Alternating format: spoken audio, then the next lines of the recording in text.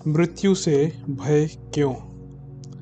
मृत्यु के समय अधिकतर लोग बहुत व्यथित और उद्विग्न पाए जाते हैं। इसका कारण शारीरिक नहीं, मानसिक है।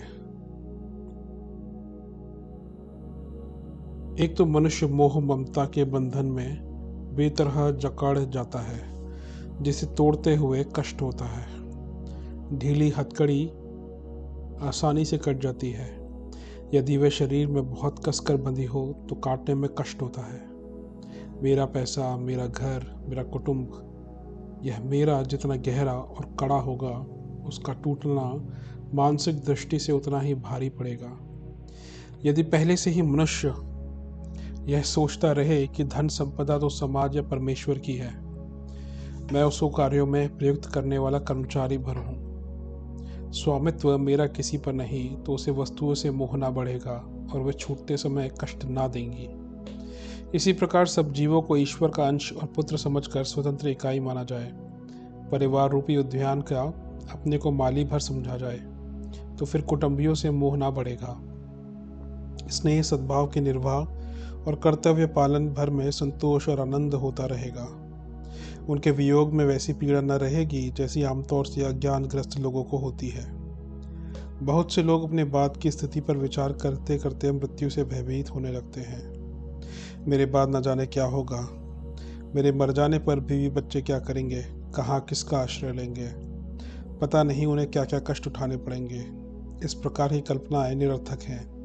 ऐसे लोग अपने को ही बीवी बच्चों का विधाता समझते हैं।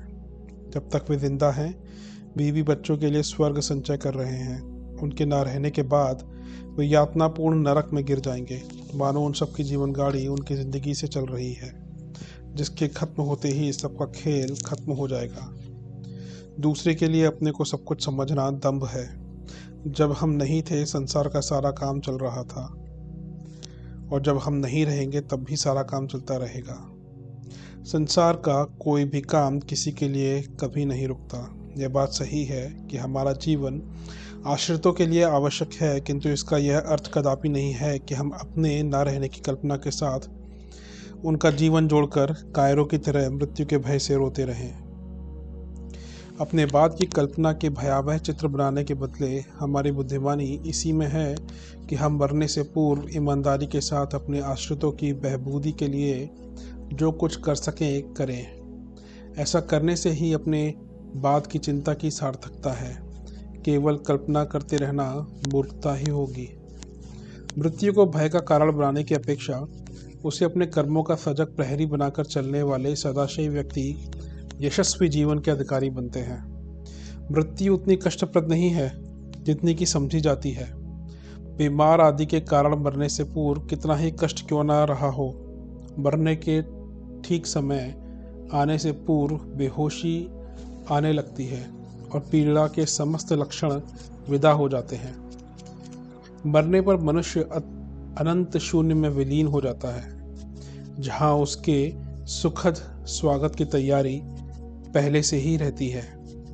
आमतौर से बूढ़े लोग शांति तथा संतोषपूर्वक मरते हैं, किंतु जवानी में अधिक बेचैनी होती है। यह उद्विग्नता उनकी महत्वाकांक्षाओं की अतृप्ति के कारण होती है। जिनके सपने जितने अधूरे रहते हैं, वे मरते समय उतने ही बेचैन पाए जाते हैं। मौत का डर भी कई बार मरने वालों को व्यथित करता है। मृत्यु का भय अधिकतर सताता उन्हीं लोगों को है जो इस मानव जीवन का महत्व नहीं समझते और उसकी लंबी अवधि को आलस्य, विलास एवं प्रमाद में बिता देते हैं। अपने आवश्यक कर्तव्यों का उत्तरदायित्व के प्रति ईमानदार नहीं रहते। कामों को अधूरा छोड़कर ढेर लगा लेने वाले जब देखते हैं कि उनकी जीवन अवधि की समाप्ति निकट आ गई है और उनके काम अधूरे पड़े हैं, तब वे मृत्यु के भय से कांप उठते हैं। सोचते हैं, मेरी जिंदगी बढ़ जाती, मृत्यु का निरंतर बढ़ता चला आ रहा अभियान रुक जाता, तो मैं अपने काम पूरे कर लेता। किंतु उनकी ये कामना पूरी नहीं हो पाती। मृत्यु आती है और अकर्मण्यता के फलस्वरूप उनकी चोटी पकड़कर ले जाती है। इसके विपरीत जिसने अपने कर्तव्यों तथा उत्तरदायित्व को रुचि एवं तत्परता से पूरा किया है, जीवन भर करने योग्य कार्यों की उपेक्षा नहीं की है, आयु के प्रत्येक क्षण का सदुपयोग किया है, उसे मृत्यु से डरने का कोई कारण ही नहीं रह जाता। वह मृत्यु आने पर हंसता मुस्कुराता हुआ उसका स्वागत करता है। मृत्यु उसे तुरंत संतुष्ट माता की तरह प्यार से गोद में उठाकर ले जाती है और उन दिव्य स्थानों पर पहुंचा देती है जहां उसके कर्तव्य के पुरस्कार प्रतीक्षा कर रहे होते हैं। अकर्तव्यता एवं अकर्मण्यता दोनों ही ऐसे दोष हैं जो मृत्यु का भय न केवल जागृत ही रखते हैं बल्कि बढ़ाकर भयानक से भयानकतर बना देते हैं। मृत्यु का भय कायर की वृत्ति है। कर्मवीर तो उसे मित्र तथा माता मानकर किसी समय भी उसका स्वागत करने को तैयार रहा करते हैं। यदि मृत्यु से भयभीत होने का स्वभाव स्थायी हो गया है, वह किसी प्रकार भी बदलते नहीं बनता, तो भी उसका लाभ उठाया जा सकता है। जिस प्रकार शत्रु का भय सदैव सतर्क एवं सजग बना देता है, सुरक्षा के प्रबंधों तथा व्यवस्था के लिए सक्रिय रखता है, उसी प्रकार मृत्यु को एक आकस्मिक आपत्ति समझकर सतर्क एवं सावधान हुआ जा सकता है। यह बात सत्य है कि मनुष्य शरीर छोड़ने से उतना नहीं डरता जितना मृत्यु के बाद न जाने क्या गति होगी इस विचार से भयभीत रहता है। उसे आशंका रहती है कि मृत्यु के बाद उसे भयानक अंधेरे लोकों में भटकना होगा, कीट पतंगों की निकृष्ट योनियों में जाना होगा, बैल भैंस ऊँट घोड़ा गधा आदि बनकर वे सब दंड भोगने होंगे, वे सब यातनाएं सहनी होंगी जिन्हें हम आज अपनी आंखों से उन्हें भोगते देखते रह रहे हैं।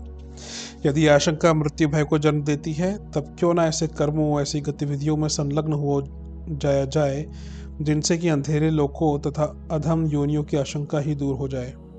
अधिक से अधिक जितना प्रकाश, जितना आलोक और जितना उजाला हम इकट्ठा कर सके क्यों ना कर लें, जिनसे प्रगति में अपनी आत्मा के प्रकाश से अपना पथ प्रकाशित हो जाए। इसमें तो कोई संदेह ही नहीं कि उजाले की प्राप्ति उज्जवल एवं आदर्श कर्मों से ही होती है। पुण्य, परमार्थ, परोपकार, परसेवा और पावन जीवन पद्धति से आत्मा में अक्षय प्रकाश भर जाता है।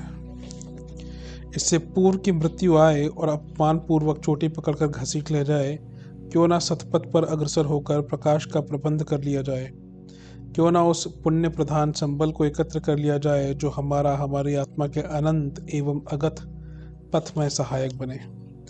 मनुष्य की स्वाभाविक वृत्तियों में भय की गणना भी की गई है, किंतु यह भय कायरता का नहीं, सतर्कता का लक्षण है।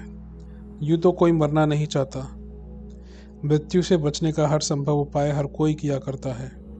सड़क पर चलते मोटर से बचना, नदी में नहाते समय डूबने से सावधान रहना मृत्यु भय नहीं है। हिंसक जंतुओं, रोगों तथा शत्रुओं से जीवन रक्षा के लिए यथासंभव उपायों का करना स्वाभाविक है। निरर्थक एवं निरुद्देश्य मर जाना वीरता नहीं, मूर्खता है। हाय मैं मर जाऊंगा की भावना ही मृत्यु का वह भय है जो कायरता की कोटि में आता है। मनुष्य को हाय मर जाऊंगा की हीन भावना के वशीभूत होकर कायरता का परिचय नहीं देना चाहिए। हाय मर जाऊंगा की भावना में रो तड़प कर मृत्यु से बचा तो जा ही नहीं सकता, उल्टे यह भावना जीवन को बोझिल एवं भयावह बना देती है। मृत्यु से निरपेक्ष रहकर जीवन रक्षा का हर संभव उपाय करते हुए आ जाने पर उसका साहसपूर्वक सहर्ष आलिंगन करने में ही पुरुषार्थ की शोभा है। महान मृत्यु के अवसर पर जीवन का मोह एक अश्रेयस्कर दुर्बलता है। मृत्यु का भय उत्पन्न करने में परलोक की चिंता का बहुत बड़ा हाथ है। वस्तुतः लोगों का ये सोचते रहना कि मर जाने के बाद न जाने हमारा क्या होगा, हम कहाँ किस लोक अथवा योनि में भ्रमण करेंगे, न जाने हमारी सदगति होगी अथवा दुर्गति, मृत्यु भय को एक बड़ी सीमा तक बढ़ा देता है। परलोक की चिंता ठीक है, वह करनी भी चाहिए, किंतु इस शुभ चिंता से मृत्यु के अशुभ भय का पैदा होना बड़ी ही असंगत तथा अस्वाभाविक बात है। फिर भी परलोक की चिंता से लोगों में मृत्यु का भय उत्पन्न होता है। इसका एकमात्र कारण इस लोक को बिगाड़ कर चलना है। परलोक का कोई स्वतंत्र अस्तित्व नहीं है। परलोक इस लोक की ही परिणति है। जिस प्रकार का हमारा यह लोक होगा, हमारे लिए उसी प्रकार के परलोक की रचना होगी। यदि हमने अपने आलस्य, अकर्म अकर्तव्य, अनीति अथवा अत्याचार से अपने लोक को दग्ध कर लिया है और ईर्ष्या, द्वेष, छल कपट, काम, क्रोध, मोह आदि विकारों तथा वासनाओं से विशाला बना लिया है, तो निश्चय ही उसी के अनुसार हमें परलोक को साकार करने पर विवश होना ही रहेगा। यदि हम जानते हुए भी अपने कर्मों से पतित परलोक की रचना के लिए इस लोक में नींव रख रहे हैं, तो मृत्यु का भय हमें सताएगा ही, क्योंकि हम जानते हैं कि जो कुछ हम कर रहे हैं मृत्यु के उपरांत उसका दंड भोगना ही है। इसलिए मृत्यु की कल्पना आते ही भय से सिहर उठते हैं। इसके विपरीत यदि हम लोक को परलोक का आधार मानकर उसे सजाने, संवारने और सुंदर बनाने के शुभ प्रयत्नों को ईमानदारी से करते रहें, तो मृत्यु की कल्पना हमें विभोर करती रहेगी, क्योंकि हम जानते हैं कि हम जो कुछ शिव तथा सुंदर कर रहे हैं वह हमारे लिए मंगलमय परलोक की रचना कर रहा है, जिसको हम मृत्यु के उपरांत पुरस्कार के रूप में पाएंगे। मनुष्य का विचार संकुल भी मृत्यु के विषय में भय अभय का कारण होता है। जिसकी चिंतन धारा जितनी अधिक जीवन के समीप रहेगी वह उतना ही मृत्यु से कम डरेगा, और जिसके विचार जितना अधिक मृत्यु का चिंतन करेंगे वह उतना ही उससे भयभीत रहेगा। मृत्यु का चिंतन क्या करना, वह अपने समय पर आएगी, आती रहेगी। उसका विचार छोड़कर मनुष्य को जीवन की आराधना में लग जाना चाहिए। चिंतन का विषय जीवन है, मृत्यु नहीं। मृत्यु का चिंतन करने से तो जीवन शक्ति का ह्रास होता है, जिससे मृत्यु का भय स्थायी रूप से सूक्ष्म में बस जाया करता है। ऐसी भयपूर्ण स्थिति में कर्तव्यों का पालन यथाविधि नहीं हो पाता, जो स्वयं एक बड़ा दुखद प्रसंग होता है। मनुष्य जब ठीक से अपने कर्तव्यों में लगा रहता है, मृत्यु का भय उसके पास नहीं फटकने पाता। कर्तव्यों की अपूर्ति इस विचार के साथ मृत्यु का भय लाती है कि यह नहीं कर पाया, वह करने को रह गया, सारा जीवन बेकार जा रहा है, यूं ही दिन गुजर जाएंगे और एक दिन मृत्यु के मुख में चला जाना होगा। मनुष्य अपनी स्थिति के अनुसार अपने कर्तव्यों का पालन तत्परता से करता है, तो भी मृत्यु का भय उसे नहीं सताने पाएगा। फिर वे कर्तव्य छोटे हो अथवा बड़े, साधारण हो अथवा असाधारण। कर्तव्यहीनता, अकर्मण्यता तो साक्षात मृत्यु ही कही गई है। ऐसी मृत्यु से तो सार्थक जीवन जीकर बंधन मुक्त होना एक सौभाग्य समझना चाहिए। मृत्यु हमारी सबसे अधिक प्रिय पात्र और शुभचिंतक अतिथि है। उसके आगमन पर डरने घबराने जैसी कोई बात है ही नहीं। शरीर जब आयु की अधिकता से जीर्ण शीर्ण हो जाता है, अवयव अपना कर्तव्य निभाने में असमर्थ हो जाते हैं, मरम्मत की चिंदियाँ भी जब काम नहीं करती, तब नया यंत्र लगाने की ज़रूरत पड़ती है। इसी परिवर्तन का नाम मृत्यु है। कारखानेदार पुराने मशीनें हटाते रहते हैं, पुरानी मोटरें बेचते रहते हैं और उनके स्थान पर नई मशीन, नई मोटर लगाते हैं। इससे कुछ असुविधा नहीं होती, सुविधा ही बढ़ती है। पुरानी मशीन आए दिन गड़बड़ी फैलाती थी, पुरानी मोटर धीमे धीमे और रुक रुक कर चलती थी। नई लग जाने से वे पुरानी अड़चनें दूर हो गई, नई के द्वारा बढ़िया काम होने लगा। जीर्णता के साथ कुरूपता बढ़ती है और नवीनता में सौंदर्य रहता है। पुराने पत्ते रूखे, शुष्क और कठोर हो जाते हैं, जबकि नई कोपलें कोमल और सुंदर लगती हैं। पुराने पत्ते झड़ने पर, पुरानी मशीन उखड़ने पर, पुरानी मोटर बिकने पर कोई इसलिए रंज नहीं मनाता कि अगले ही दिन नवीन की स्थापना सुनिश्चित है। आत्मा अनादि और अनंत है। ये वह ईश्वर जितनी ही पुरातन है और कभी नष्ट न होने वाली सनातन है। उसकी मृत्यु असंभव नहीं।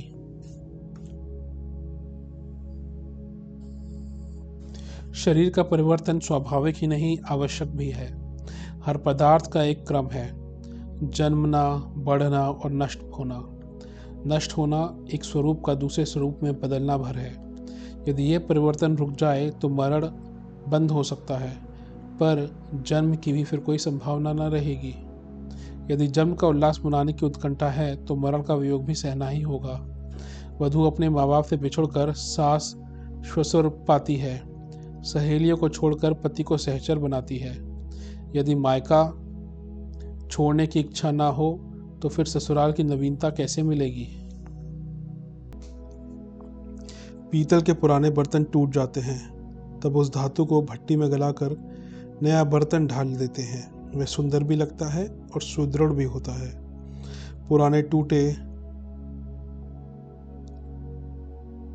और दरारों वाले शरीर बर्तन को चिता की भट्टी में गलाया जाता तो हमें दिखता है, पर उसकी ढलाई की फैक्ट्री कुछ दूर होने से दिख नहीं पड़ती।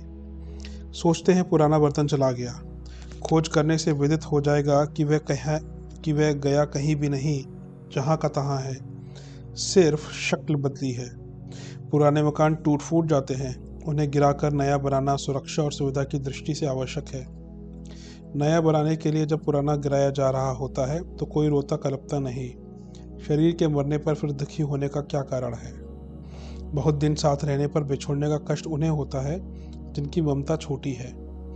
कुछ ही चीज़ें जिन्हें अपनी लगती हैं, कुछ ही व्यक्ति जिन्हें अपने लगते हैं, वे प्रियजनों के बिछो की बात सोचकर अपनी संकीर्णता का ही रोना रोते हैं। वस्तुतः कोई किसी से कभी बिछोड़ने वाला नहीं है। समुद्र में उठने वाली लहरें जमती और मरती भर दिखती हैं, पर यथार्थ में समुद्र जहाँ का तहाँ है। कोई लहर कहीं जाती नहीं, सागर का समग्र जल जहाँ का तहाँ परिपूर्ण रहता है। कुछ समय के लिए बादल बनकर उड़ भी जाए तो नदियों के माध्यम से फिर अगले क्षण उसी महाजलाशय में आकर कलोल करता है। मरने के बाद भी कोई किसी से नहीं बिछुड़ता।